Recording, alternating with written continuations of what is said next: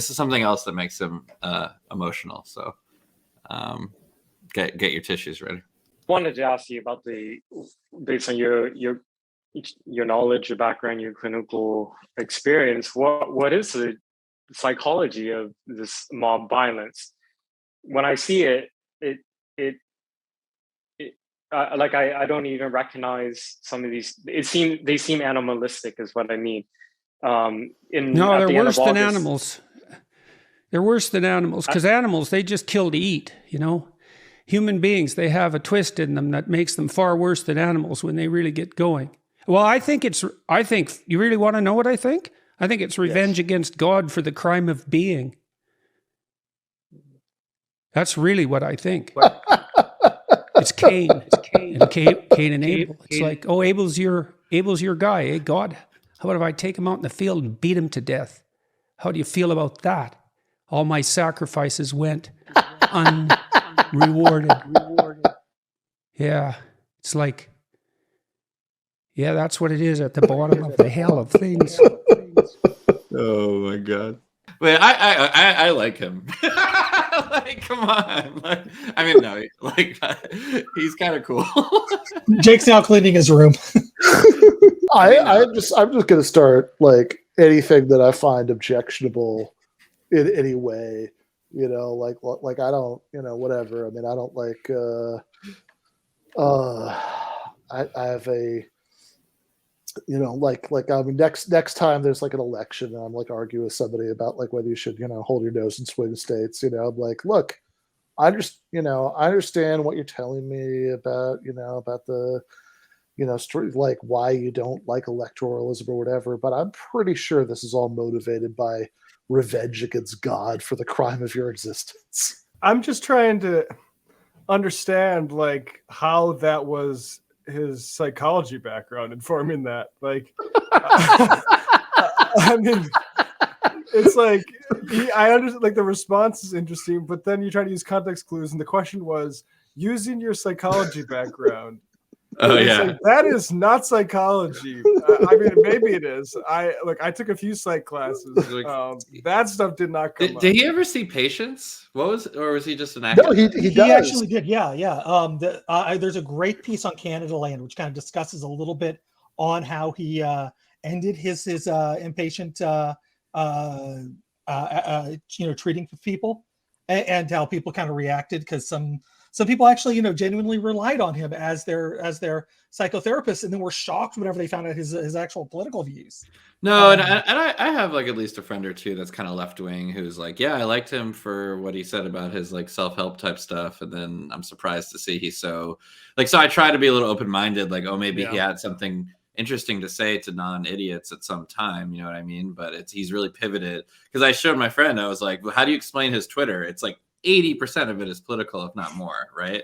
But then there's all these people out there who are like, yeah, that's not for me. But like what he said, this other stuff he said was genius, which I'm yet to find. But I mean, he's clearly kind of rhetorically talented. Like unlike Ben Shapiro, like I find it enjoyable what he says.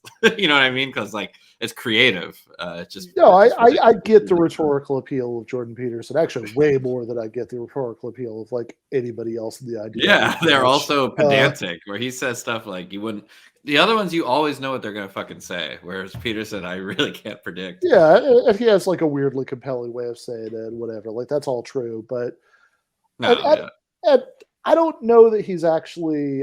I mean, I kind of doubt he's saying anything brilliant about any of that. I think it's more just that he's probably saying things that are, I mean, to some extent, good advice, whatever, that like you get a lot of places, that like there are people who need to get their lives together, who if he catches them at the right moment in the right way, he might actually help induce to do that, and I have, I mean, look, I've been talking about this guy for a long time. I've had one or two people over the years, like, even tell me in like DMs, like, Jordan Peterson's stuff helped me get off heroin or whatever, but like also now I've kind of soured on his crazy politics, that like, that's that makes perfect sense, of course. Right. But like, I guess to Matt's point though, yeah, I mean, this is not, like this guy is an academically trained clinical psychologist, and he's asked to use his psychology background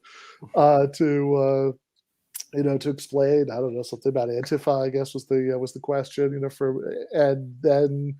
and his explanation is that they're angry at God. I mean, which is like, God was the first therapist. And he always, I guess the other thing he does is like, as if great truths are coming to him like in the moment, that's his other thing where he's like, and do you know what it is? And then he's like, yeah, and then he figures it out, and then he cries at the epiphany that he just had.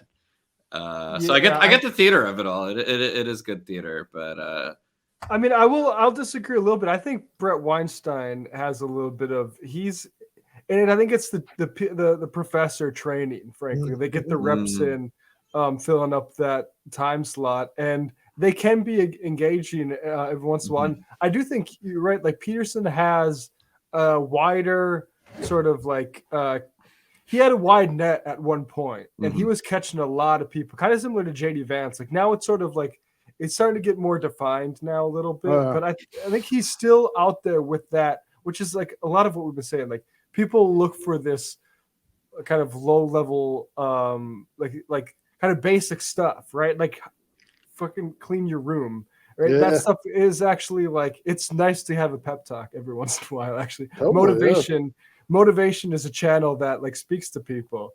And he just happened to like squat that very well, and and then simultaneously portray himself as a giant martyr. And now, have you heard there's a new like anti-racism bill in Canada that's like the most threatening piece of legislation we've ever seen. So it's getting the gulag for that one.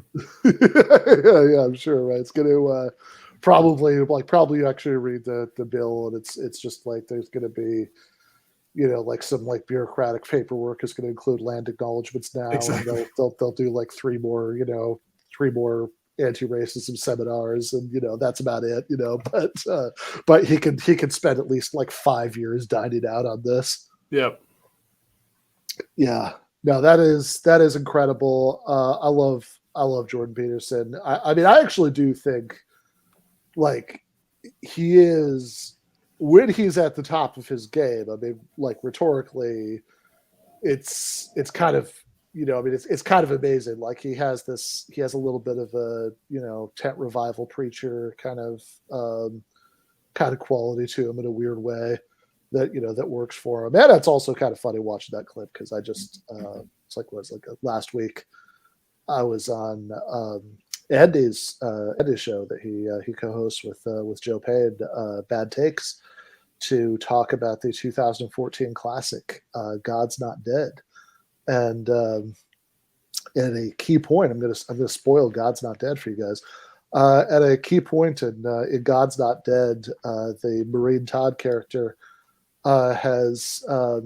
defeats the evil atheist professor by demanding several times that he tell him why he hates God, until he breaks down and actually tells him. Man, don't let that secret get out. That is, remember the atheist's worst nightmare being the banana?